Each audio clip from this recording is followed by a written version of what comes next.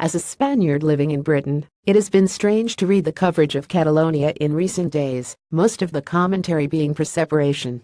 There has been no sense as to why most people in Spain feel so strongly about keeping the country together. Britain has been a democracy for generations. Spain has not been so fortunate. I was born in the days of a democracy, and my grandmother would proudly take me to her weekly meetings at the Conservative Party headquarters. She taught me about the four pillars of our Constitution: freedom, justice, equality, and political pluralism. And it's the last pillar, pluralism, that's now under threat. The Civil War is still quite fresh in the memory of the Spanish, and it's easy to see parallels between now and 1934. Then Spain was split in half: the left extreme and moderate and the nationalists, disintegrators, extremists and moderates. Both managed to use their hate to destroy any common achievement and left a country with death, pain, and, ultimately, dictatorship.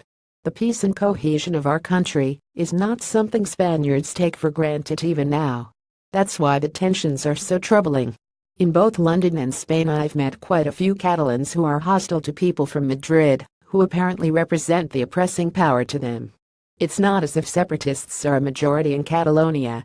Even in their kangaroo referendum last weekend, the votes cast for separation make up about 30% of voters. Those in favor of keeping Spain together will not have taken part on the illegal vote. Why such low support for separation? Perhaps because Catalonia has the same kind of devolved powers as Scotland, with health, education, and police run from Barcelona.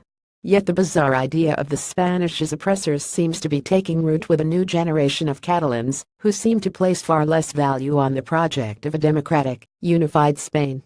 Matthew Paris had a point when he asked in The Spectator recently, why is Carles Puigdemont, president of Catalonia, doing this? I'd speculate that, worried lest secessionist fervor abate, Catalan separatists actually want a violent response from Madrid to refuel the flame. There is too, in the Catalan mindset, a certain glorification of victimhood. Were the tanks and the cameras really to roll, there's a part of the Catalan spirit that would find grim satisfaction in telling the EU and the world, look what they've done to the us. Quite. The Spanish government did not trigger Article 155 of the Constitution that allows central government to take over the powers of the Catalonian government.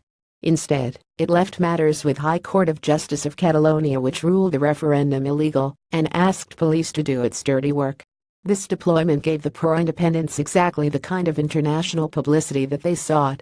You will have seen the photographs of police clashing with protesters. What I suspect you won't have seen is pictures of the many Catalans who helped the police, or the policemen injured on duty in Barcelona. There has been plenty criticism of the police deployment, but if the law is being broken in such a shameless way, then a crime is being committed.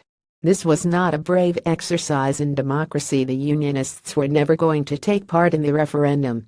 It was a stunt, and one that had been declared illegal by the Constitutional Court.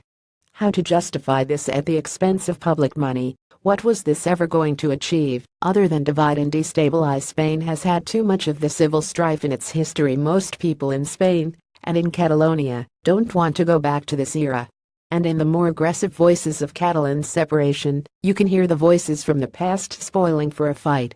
The coverage in Britain tended not to explain that the referendum was no such thing, that it was illegal, and that the Spanish Prime Minister has a solemn duty to uphold the Constitution. The pictures published in the newspapers showed the police in the worst possible light. My generation of Spaniards are responsible for protecting and leaving to our children the stable, peaceful, constitutional country that we were lucky enough to be born into. Perhaps we should turn back again to our grandparents to remind ourselves that this unity really is worth defending.